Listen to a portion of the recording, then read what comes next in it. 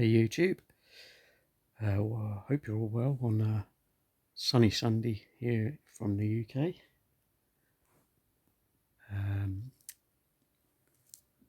Interesting times, isn't it? As the Google app store, whatever you call it, the Apple store, and now Amazon have all come out and said, basically, piss off Parler, get off of our platforms. So who knows what will happen there? Maybe they'll find their own service to use somewhere else. One remains to be seen. It's strange times we live in. But it reminds you of what this guy, the Pastor Martin Niemöller, said years, but I'm not going to read through all that because it's not important, I guess, who he was. To go through all that, you can find it if you want to go and read up on him. The most important thing, and to keep the video short, is just what he said that I think means a lot at the moment, because all you see is, mainly one side that are applauding and don't seem to understand the danger of just shutting people up like that. Taking whole groups of people and saying you can't say what you say. I think one of the most important things that people need to remember is, without free speech, without the ability to say what you feel, we're all screwed. You have to kind of live and think along the lines of, I may not agree with what you say, but I will defend your right to say it.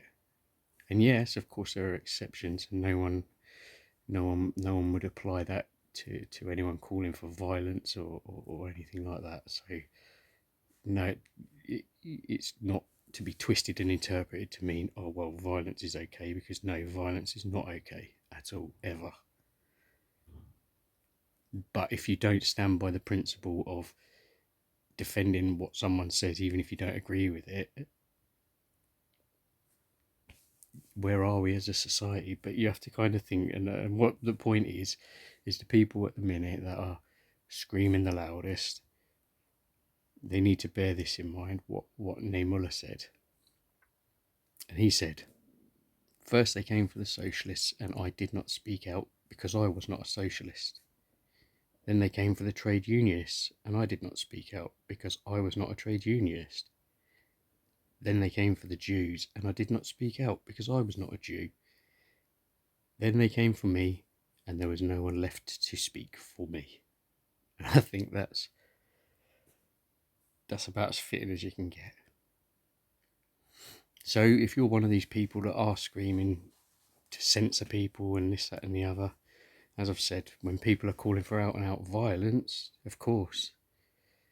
But it leaves such a bitter taste when you've had a whole summer last year, well, not even the summer, was it really? It was most of last year, I can remember, of certain people just burning buildings down, destroying people's property.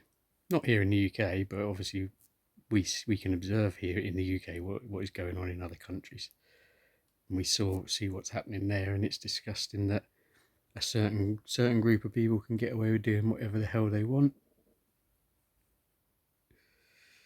These people, they had their supporters, I guess you could call them, in certain governments that had pages at Twitter and Facebook and all those places allowed, that would link to donate money to bail out these criminals.